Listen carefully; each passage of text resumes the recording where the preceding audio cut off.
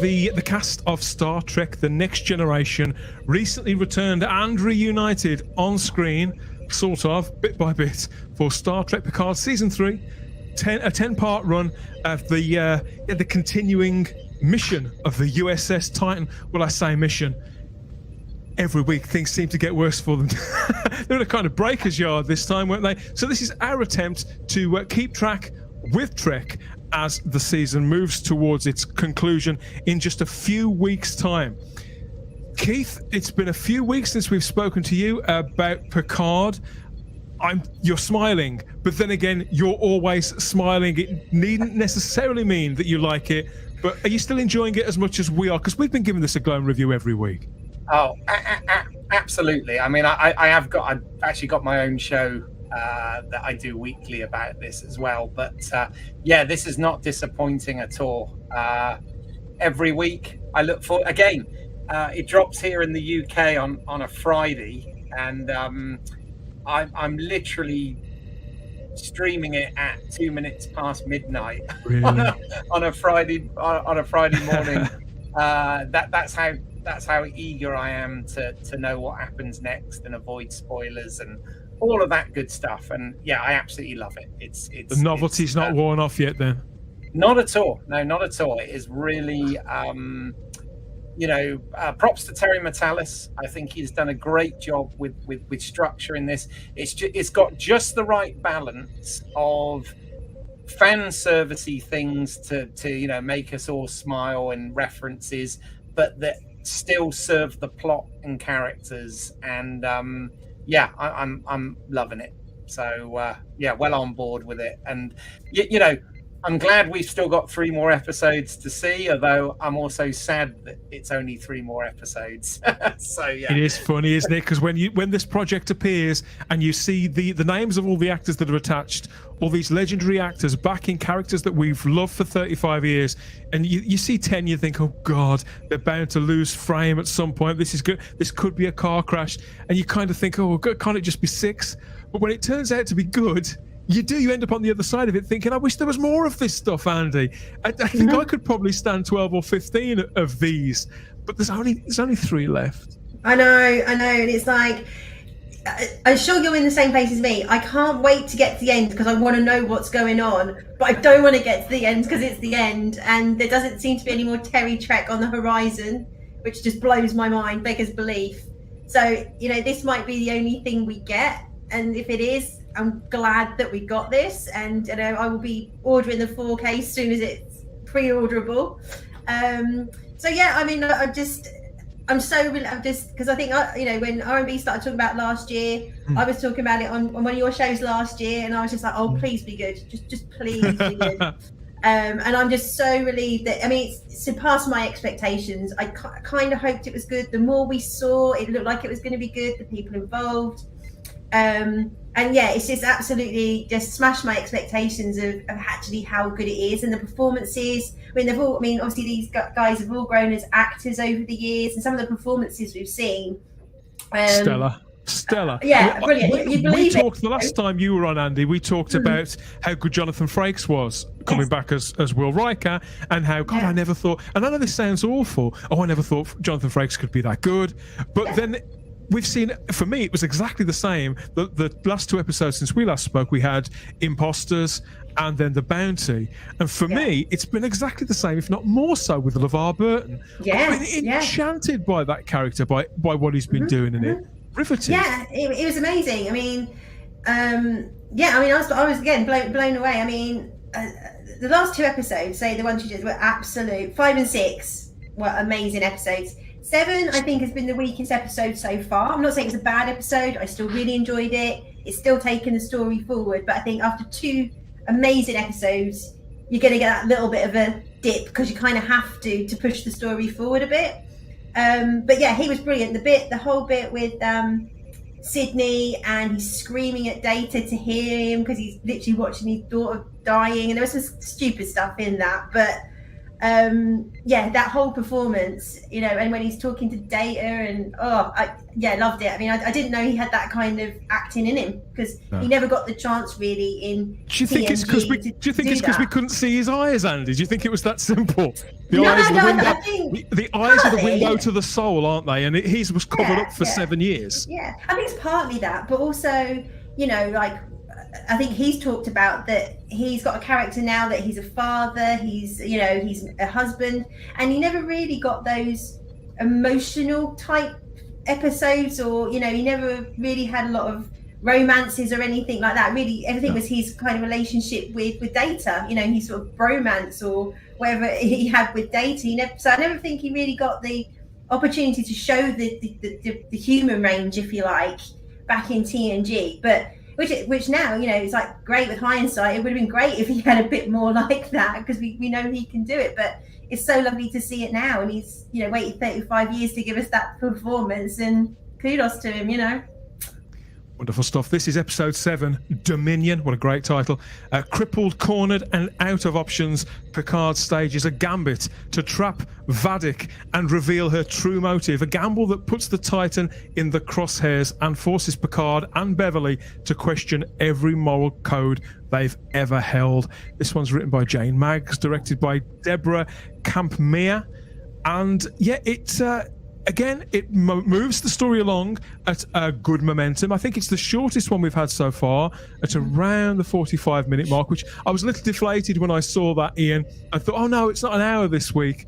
But sure enough, as the credits roll, this rips along just as quickly as the others do. I think we see a little less of Picard himself, but there's lots going on. So over to you. What do you think, mate?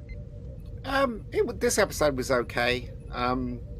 Again, you guys mentioned, Geordie's performance, especially when he was talking to Data. It's like you changed me and all that. That was a great performance, much better than because they were friends, weren't they? I mean, Picard and Data were not friends. I love you, Data, and all that rubbish. I know it's just I never viewed them that way either, mate. Yeah. So, but it makes sense with Geordie and Data, and what a great performance from him as well. Love the beginning with Tuvok. Nice to see him, but he wasn't really the Tuvok.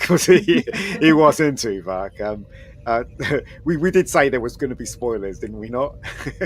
Oh yeah, these reviews that we put together in the Warp Drive segment are loaded with spoilers. There was less of 7 in this, but she did lead us into that moment. I mean, you could say that you could be really cynical about this, and there are still some people, amazingly, who will not come to this party, who want it to hit absolutely every target imaginable, and I'm sympathetic up to a point. Yeah, but Dan, you've got to understand, right, that the reason why they like that is because of what. No, I understand. I understand. So it's fine with me if they don't want to. In fact, as I keep saying this, and I will keep saying this, if it wasn't for the showrunner and Twitter and me, I would never watch the show. I would have waited till 2 years had gone by, and maybe I would have watched it. Because I'm so screwed off with what they've done to Star Trek. I think it's a crime. But that's beside the point. Let's talk about this episode. Well, the thing, this episode was. The thing that the point I was trying to make is that for those who feel that way, and who feel that some of this is, and I'm not going to use the MB word, but the people who feel that this is cynical and they're drizzling it in Star Trek lore and characters and ships in a very cynical way. For me, this moment with the actor Tim Russ back as Tuvok after all this time, like 20 years or so, this proves this was expertly judged, because if this had have been a character, if 7 of 9 would have been talking, back to the Federation, and there'd be a high-ranking Federation officer on screen, and if it had have been just some nameless uniform that we'd never seen in anything else, it would not have had the power that this scene had. Tuvok was never particularly a favourite character of mine. I found most of the characters of Voyager a little bland, but because we see him and we know him as well as she does, really, it's got a great power to it, and so to see him smirk as well. I actually got a shiver watching that, Ian. So if they hadn't have reached into the toy chest to pull that one out, that wouldn't have been anywhere near as powerful. And yet there, some people out there, this is exactly the kind of thing that they think that Terry Metalis shouldn't be doing that, and that by doing it shows that he is a charlatan of sorts. Yeah, I think it couldn't be further from the truth. I disagree. I really liked that scene. I thought, it's nice to see him back. It's a shame that he wasn't the real. The look on Jerry Ryan's face as well. Yeah, it was nice. Fucking hell. And that bit was kind of upsetting as well. But the whole episode wasn't as good as last week's one. It was okay. And there's lots of things you're asking questions about Jack's ability to do what he did and stuff like that, and the questionable decision that PICARD and Beverly Crusher makes, which I think it's out of place for them anyway. But you can see why they came to that conclusion. I can see why they get there. Exactly, They're desperate. And it ends in a cliffhanger as well, which kind of you could see it coming a mile away. But there you go. But it's again, I enjoyed this episode. I thought it was worth my time, and I would recommend it. But I'll say I understand why the fans or people who've been burnt before won't entertain this, because as I said, I'm of the same ilk. But I'm glad I'm watching it though, and that's where I'll stop. There you go. Keith, in this episode, I feel that we finally got to see a lot more of Amanda Plummer and the character that she plays, Vadik. I've enjoyed all of this, everything that she's been doing. I think it's never drifted into panto. I think she's put it right on the cusp, and yet it is quite a two-dimensional character. But because she's so good in the role, you don't really notice.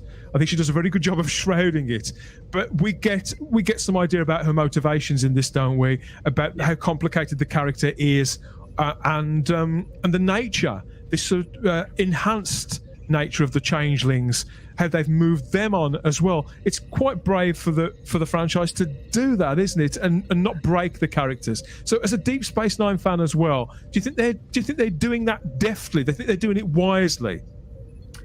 Yes, I do. I think Amanda Plummer as Vadik, she makes some very interesting choices as an actor. But most good Star Trek is only as good as its antagonist. Yeah, and we have here an interesting antagonist, which, okay, we didn't know for many episodes. We had no idea what her motivation was, what was going on. But, in this episode, I agree with what the others have said about this episode might not have been quite as good as the past couple.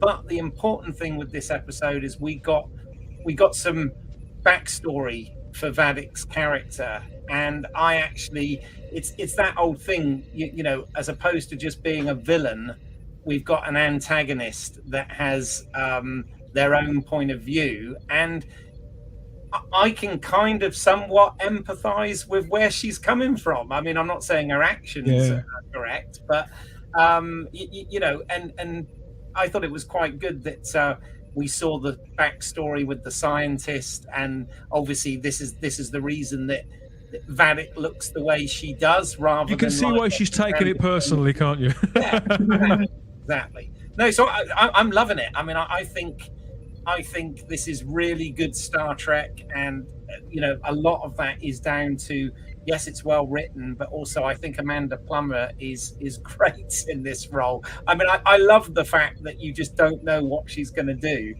and that's kind of the appeal. It's really good.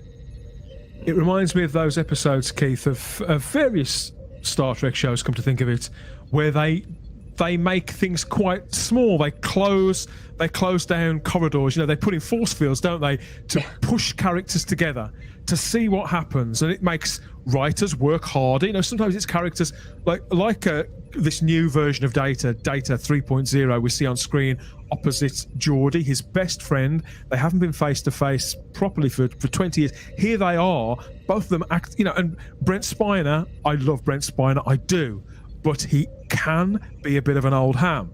Here, you know what I'm saying? He can, But here, I think he also responds to the material and takes it right to the edge, has a lot of fun with it, but the character remains quite sinister. We don't know, they perfectly illustrate that there are two halves to his persona, if not four, kind of at war with one another for dominance. And I think Brent plays that quite well. Considering that he's the kind of actor that he is, he's quite a starry, charismatic actor. Yeah, I mean, I think the thing is, since the next gen movies ended, and it obviously ended with Data's sacrifice and whatever, they have tried to shoehorn Brent Spiner into Star Trek wherever possible. Yeah, and it's been a bit contrived, isn't it? And the thing is, it got to a point where literally in last season when he turned up, I just rolled my eyes. I thought, oh God, another kind of somewhat distant ancestor relative that looks like Brent Spiner. Oh God, and all this, and it was awful. Here, once again, they've done it correctly. This makes sense to the story, and it gives Brent Spiner the opportunity to show the different aspects of his acting, with the different personalities of the characters he's created. And again, this is really well used. The emotional stuff between him and Geordie was fantastic. I mean, last week, one of my minor nitpicks is I felt that when love LeVar Burton, but I sort of felt, oh, this isn't the Geordie I remember. Yeah, and that's what I said. Same thing. And I argued with him for about 10 minutes. Week, but this week it's absolutely Geordie. Eyes and all. So I love that, and I think they use data well. Keith, the only thing that I don't like about last week's one, and especially when they bring Brent back, is that I just it's obvious that they concocted this stupid idea. They put him in a different body because of Brent is the age that he is. But I always maintain that what they should have done is they should have done a deep fake but had his voice on there, because that would have been so much better than this, because it's obvious they did this because of the man of his age. And they could easily do it, and you don't tell me that it's going to be expensive, because there's hundreds of people on YouTube that does deep fake, and they know exactly what to do. You could pay one of them to do it. Do you know what I mean? I just think it doesn't make any sense. I'll tell you what though. I understand, and I don't disagree with what you're saying. Money was tight on this series. We've been told. Yeah, it was. But the thing is, I would rather this than the awful job they did in season one, trying to make him look like a young 30 years younger. You mean really didn't work. You mean when they tried to make him look like Steven Seagal? You mean in season one? Yeah. Yeah. I think the thing with like Geordie, and he wasn't classic Geordie in the last episode, but I think in that episode, in this episode, what I really like or picking up on is the whole, the TNG crew, that's their family, but now they've got new families, and what does that do to your perspective? And Geordie was like, what's more important, my old family or my new family? Yeah. And the answer is, well, neither. They're all your family. And then the thing with like Beverly and Picard, this one, and obviously and again, the whole episode was very much talk about morals and where's your moral compass and what we do.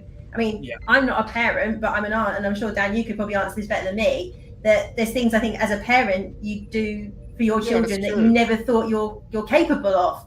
So them sort of having that conversation and drawing the conclusion that this is for Jack, we know what we do as Starfleet, but what we do as parents is. And that's why I think Picard's surprised you and said, my argument for last week was that Picard said to Geordie, he said, these changelings has taken over the Federation, okay, and we're in trouble, we need your help. And Geordie said, no, I've got a new family, I have to protect them. But that doesn't make any sense, because he's protecting them within the Federation, who is corrupted. So why would you go, no, I'm not going to do that? You're going back to the idiots that are destroying the Federation. Have I got to explain to you again why? Have I got to bring the other half of the argument I thought it was like, I think at that point, I don't think you fully sort of believed him at that point. How does it make sense? I agree, because I actually agree. Andy's just said it. That's what I said last week. I think he's only got, as I said last week, you turn up with my child, fresh from a fight with my child, you've had her in danger. You tell me the Federation has been compromised. But so who are you? Is that even my daughter? What's actually happened to my daughter? You can imagine all these things that be running through his head, all the decisions that he'd have to weigh up in the there and then there's his own duty to his own staff, to his own command. But you're not making any sense. And the daughter, I'm making perfect sense, mate. No, I promise you. This is what I do as a father. You're going to go back to the. But he's got his own daughter. But Ian, he's got his in other danger daughter. no matter He's what. got his other daughter stood right behind him. He knows that. No, he you're not making any knows he can sense, keep Dan. her. He's in danger no matter what. He's in danger no matter what. If he decides not to do it, he's in danger. If he decides to help Picard, he's in danger, right? So what is the point of actually going back? And he's going to be endangering his kids. But my point You're was, not making any sense. I think at that point, though, I don't think he fully comprehended or fully believed the extent of what Picard was saying. He's like, I hear you're in trouble. There's no evidence.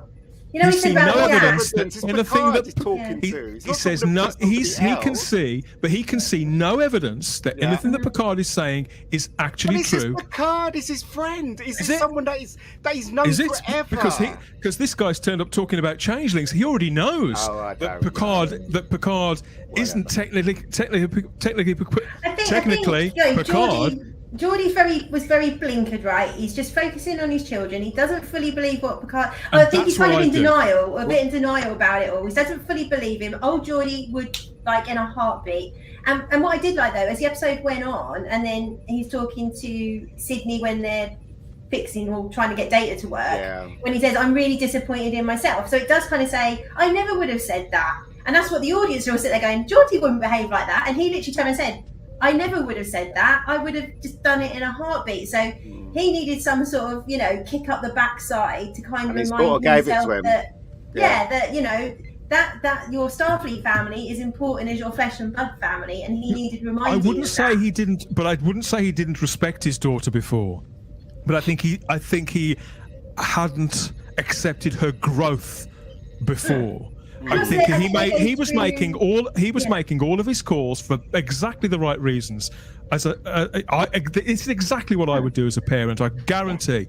And so how he is when she turns up, he treats her kind of he almost tells her off, dismisses her. But by this point now, he can see that she's accepting her duty and fulfilling that and a functioning part of this crew. I actually think that it would have all if we'd watched these two shows back to back, that arc would have actually made a lot more sense, because I do feel that in this, as you rightly said, Andy, I feel that that they did sort that this week with the conversation he had with her, and it kind of made sense. But yeah, last week I felt it was a bit off, and I put it down to the fact that yes, he's a father now, and he's protecting his kids and whatever. And I think that's the thing, is it? Does anybody think that Jack looks really cool in those jackets and stuff? Because he doesn't really dress like. There's something about him when they put him in a uniform. He looks like a hero, don't he? This guy fantastic actor. Doing great, because he's also in You as well. Yeah, he's in. I like him. I like him a lot. Yeah, he's funny. He's funny in it. It's like, and because the thing is, like, we never really saw Picard when he was young, apart from like Tapestry, but he was still old Picard. But everything we've heard is like he was young, he was brash, he was irresponsible, and Jack's all of those things. But like the conversation he had with Picard when he was talking about, but I also got, I'm brave, I'm this, I'm that, and I got that from you, and I didn't know where that came from. So I think they've actually got his character kind of really well. That he's not a carbon copy of Picard because he's never met him, but there's certain lots traits of layers. and things. Yeah. And in the quieter moments, particularly when he's alone or when he's with his mother, you see fragility to him, which is incredibly powerful. If you give, but only if you give that material to the right actor. Definitely. He's definitely in like Kirk. I see him like Kirk. Absolutely. You know what I mean? I think he's more Kirk than he's more Picard. Definitely. I mean, just look at what he did in this episode. Do you know what I mean? I don't. It was an Avatar thing. He started controlling. Yeah, I was a bit like, what is that about? Yeah, that kind of roll, Interesting and roll, stuff. and Beautifully choreographed. Very well choreographed, yeah. If a little bit silly. Yeah. I didn't think the direction. Again, I like the fact that they brought it much more intimately and put these characters literally face to face, whether they were old friends or new enemies. The parallels worked really, really well, and it shows again. It belies the fact that there's somebody guiding the shape of the entire project, and that we're obviously this is probably the smallest it's ever going to be. I would imagine that it'll work its way up to being a huge finale with lots of spectacle, and we've probably all got ideas about what's going to happen and fill the screen. I know I have, but for the moment we're here with them now as the tables are all turning and people are finding out things about themselves and about these long-standing connections and friendships, and I think that's perfectly fine as things are spinning. But I think this one wasn't written as well as previous episodes, quite as clearly defined. I don't think it was directed as well either. Having said that, nothing is perfect, and I think that every episode up until now, I agree with what you said, Ian. I think this is the weakest of the lot. And it's short as well. But I don't say that. I don't say that with any sort of great a swipe at anybody in particular.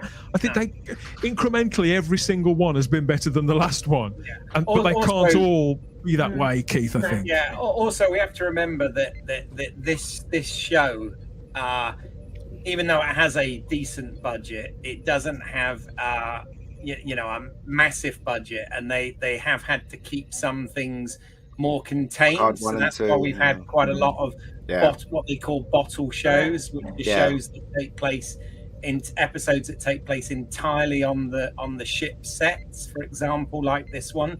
There is a limit to what they can do. I mean, the whole thing with Data may have just been pushing that budget.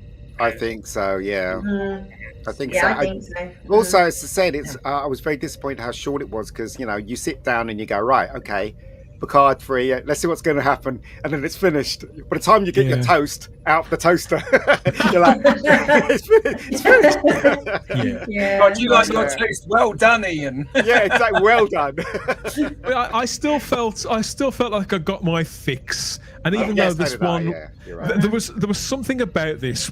But it was a little mechanical, as if it is a part of something bigger, because that's the thing with event television, with arc storytelling, that it's often more than the sum of its parts. I say that a lot about lots of different shows, but particularly with this week, it is an event that we're watching. But with this one, I think that it was lacking that sort of sprinkling of magic that the previous ones have had, which is a pity. But it hasn't ruined things for me. Orphan Raffi. We missed Rolf and Raffi. Yeah, I kind of did. I missed them this episode. I mean, Raffi's got so much better. Yeah. She's almost borderline. I wouldn't say likable. She's tolerable.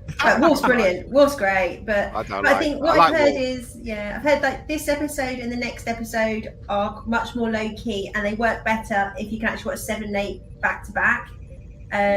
So these are kind of little bit of filler episodes, but there's a lot of narrative in it to push the story forward. So you get an absolute, I see, huge 9 and 10, which I'm happy with. If I know it lands well, I can go through it. Can I ask a question? Is there, Dan or Keith, is there a reason why they designed the uniforms slightly different to? Because this is set. Is this set? How many years from say the last movie to this? How many years? It's supposed to be 20 to 25 years later. 25 years, 20. Oh right, so that explains why things look different, like the costumes, the really, or is it got something else to do with something else? Just slightly more detailing, little changes here and there. Obviously, they've got a bit more money to play with as well, so there's more texture to them too, which always helps. That's always nice. I think the costumes are great. What we've seen in the and again they got more the Star Trek aesthetic than other new Trek. We don't want to talk about Discovery. No, I don't. I really, you see, I've never been against people. Again, the conversation rages on for a 7th week now about the lighting on this. I I've don't got used believe to in it having. now. I've got So used have to I. it, yeah. I don't see any point in having the same argument week after week after week for 2 to 3 months. It seems a little pointless to me. But for me, the lighting is fine. We lament Keith all the time in this fandom in particular, but generally, we hold up the Wrath of Khan and to a lesser extent Search for Spock, but the Wrath of Khan as being the perfect Star Trek movie, and that's the lights are barely on in that damn thing. And when they took the Next Generation cast to the cinema initially for Generations and First Contact, the very first thing they did was turn those lights down, because it wasn't week-to-week TV, to set more mood. And I'm generally speaking, I can see why people would say, does it have to be all shiny, flawed, and low lights? I do understand why, but the fact is, it is. And there are other things. It still feels perfectly like Trek to me. A precedent had been set. I think Terry was saying that there was a problem, wasn't there, from each segment that they show it. Like he was talking about, it was too dark at one point. I think on Twitter he was saying, "I'm really sorry, but it was meant to be a lot more brighter than what they showed." I can't remember what episode it was, but they seem to having problems, of getting the right level of brightness on the episodes for some reason. I don't know why, but there you go. To do with the codec or whatever. I'm trying to match my lighting now to be more. I did wonder if you got a bit Avatar there, mate. There's red alert. There's red alert there. Okay, yeah. Blue for general quarters. There's green. Who is the most? Who do you think, Keith, is the most famous blue people now? Is it the Avatars or the Smurfs? We asked this a few weeks ago. Definitely. The vote came out as Smurfs, you see, but where would you go? Avatars or Smurfs? No, for me, Avatars. There we are.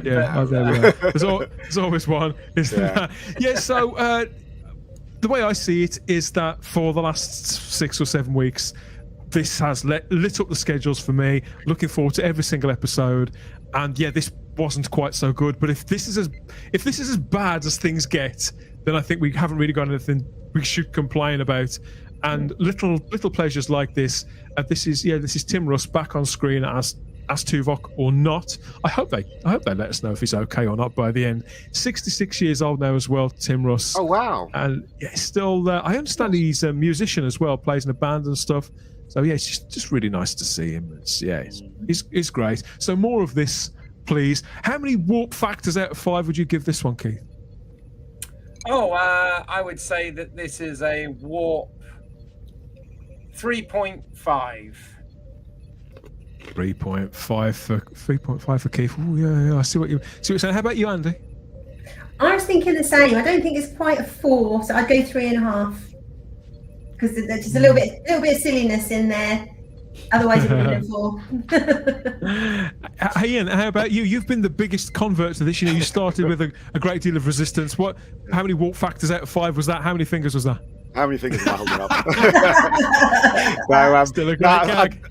A 3. I give it a 3. I did enjoy this episode. I've got to admit, I did, but it just wasn't as good as last week's one, and there were certain things in it that I thought, okay, whatever. But I mean, again, right? It's really enjoyable, and I suspect it's the only thing that we're gonna get close to real Star Trek now, because a lot of it's been damaged. So, I'm looking forward to the next episode. Put it that way. So there you go. Me too. I'm with you. I think I'd probably have it at a 3 as well, Ian. Yeah. I think I put this with a 3 out of 5. But like I say, it's certainly better than average. I'm still looking forward to whatever's to come next. I have been watching each episode twice. A couple of them I've watched 3 times. So I'm going to give this another look on Monday, because I think there's a few things in there that I'm not picking up on, particularly as regards Jack Crusher. And I think all the clues are probably there, and because I'm not great at picking up clues, all the clues are probably there. So I think with another pass, I'll see other things. Like I think I've got an idea about where some things are going to go, Keith, but I try not to sit and stew them for too much, because I think, well, if I sit and convince myself that something's going to happen and it doesn't, then I'll only be disappointed. but if I'm right, I could also be disappointed because I'll have sort of figured it out. So I think I'm just happy to turn up every week and get more of this for the next 3 or 4 weeks, and whatever will be. And I hope that I'll be punching the air and maybe sniffing away a tear or two by the time the credits fall on episode 10. I hope to get you back before the end of the run, Keith. But in the meantime, you do talk about this on your own show, don't you, as a podcast and on video? What's it called again? Okay, so it's on the channel is Home Media Minefield on YouTube. The show is called Let's See What's Out There. So on podcast catches, it's down as Let's See What's Out There. And each week we're talking about every episode. We're doing predictions. We're doing Easter eggs. All that sort of stuff. Production information, all of that. So it's just a bit of fun, really. But it'll be up in a couple of days. All the fun of the fair. It's all a bit of fun. Yeah, there's more to come. So it's a 10-episode run, and you can expect further Warp Drive coverage here on the Spacebook Live for the remaining installments of season 3 of Picard as it works its way through to a conclusion. So in the States, everybody gets this on Thursday. The rest of the world, I think, gets it on Friday, which is it's a little bit agonizing, and it gets, I think, as we get closer to the finale, it'll be lethal going anywhere near social media if you don't want to get spoilers for what's going to happen next. In fact, I think when it comes to the finale week, I think I might have to hunker down, draw the curtains, and duck for like a 24-hour period. I'm not entirely sure how I'm going to handle that. But it's on Amazon Prime on Friday, the very, very, very next day, and I can't wait to talk about the rest of it. Yeah, it's not letting up. And as always, thank you, Terry Metalis, for some fantastic stuff.